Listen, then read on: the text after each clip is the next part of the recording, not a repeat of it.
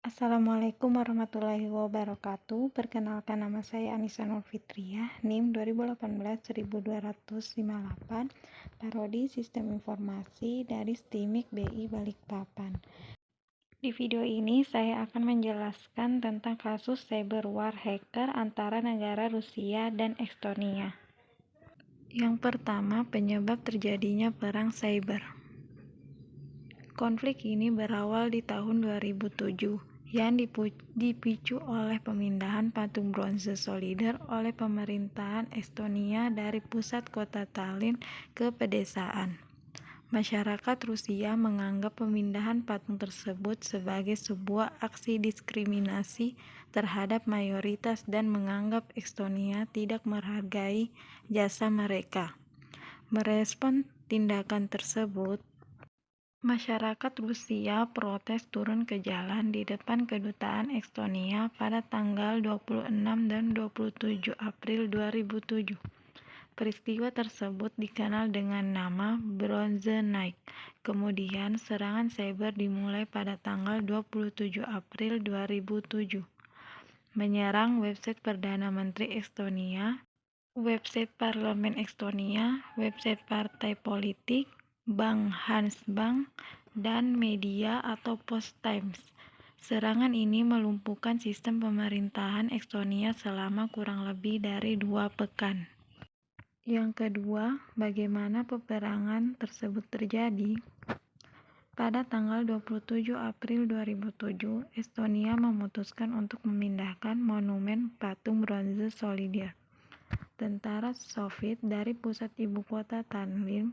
Pada hari itu juga masyarakat Estonia mengetahui bahwa mereka tidak dapat mengakses internet atau membaca email mereka.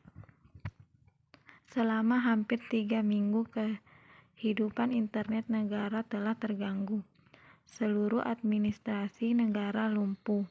Bank-bank juga membekukan operasi mereka. Ini adalah insiden pertama yang menjadi sasaran serangan cyber. Baik NATO dan Uni Eropa melihat ini sebagai serangan terhadap salah satu negara anggota mereka.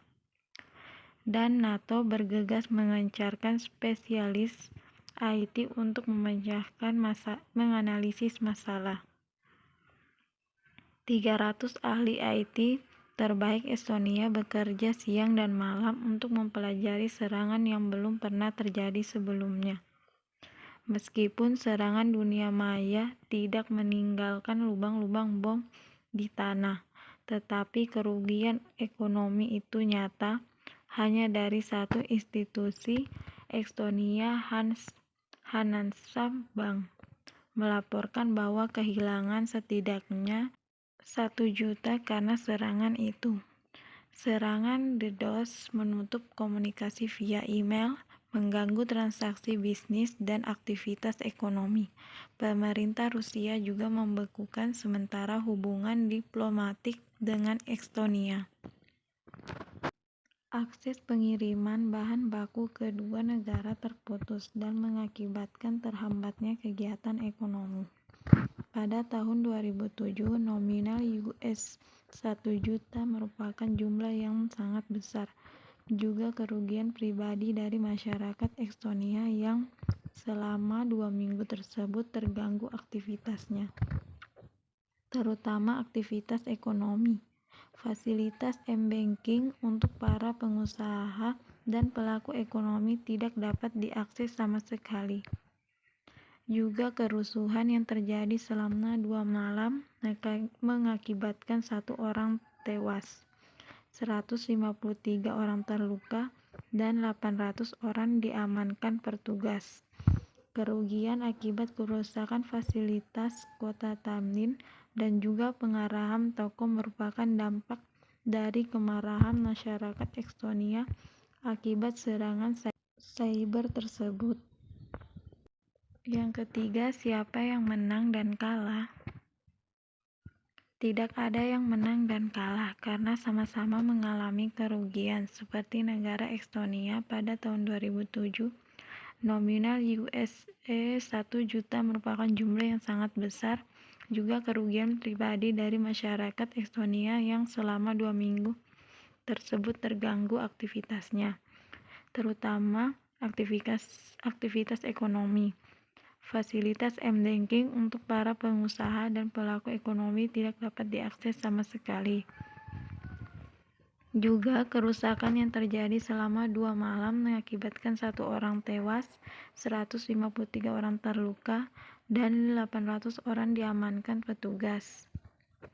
Kerugian akibat kerusakan fasilitas kota Tallinn dan juga pengarahan toko merupakan dampak dari kemarahan masyarakat Estonia akibat serangan cyber tersebut, serta dari pihak penyerang mengaku bahwa Golos Kokov dilakukan selang 14 bulan setelah salah seorang anggota hacker sabotase cyber ke Estonia ditangkap, tepatnya pada tanggal 24 Januari 2008.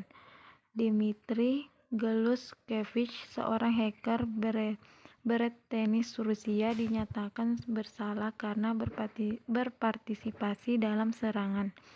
Dia didenda 17.500 crowns atau sekitar US$1.640.000 untuk menyerang website Partai Reformasi Estonia. Yang keempat, apakah perang tersebut sudah usai atau belum? Selama tahun-tahun terakhir telah diasumsikan di Estonia bahwa jika penduduk lokal Rusia belajar bahasa Estonia, mereka akan secara otomatis memahami sejarah Estonia, kekhawatiran Estonia tentang Rusia, dan lain-lainnya. Hal ini tidak terbukti. Pada saat yang sama, orang-orang Rusia setempat bukanlah konsumen yang buta dan tidak kritis dari propaganda resmi Kremlin saat ini. Mereka adalah penduduk yang kurang menyadari bahwa ada lebih banyak upaya harus dilakukan untuk menjelaskan kepada penduduk Republik Estonia dan tindakan serta hubungannya dengan tetangganya yang sangat besar ke timur.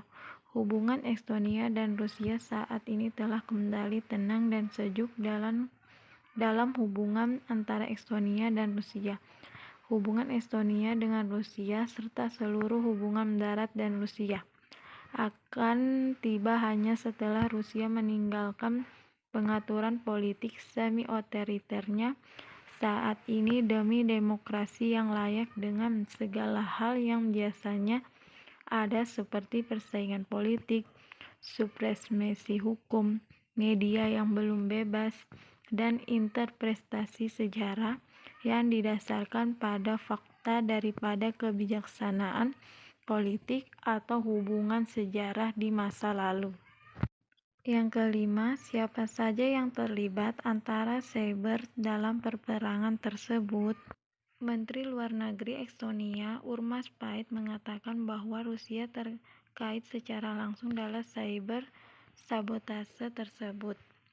Namun, pemerintah Rusia membantah terlibat dalam serangan. Moskow mengatakan tidak bersalah, tetap bermusuhan dalam prakteknya. Pada bulan 2009, Sergei Markov, seorang wakil dan bupati Partai pro-Kremlin Unifil Rusia, secara tidak terduga membuka mulut pada sebuah diskusi tentang warfare, bahwa asistennya lah yang melaksanakan serangan sabotase cyber kepada Estonia.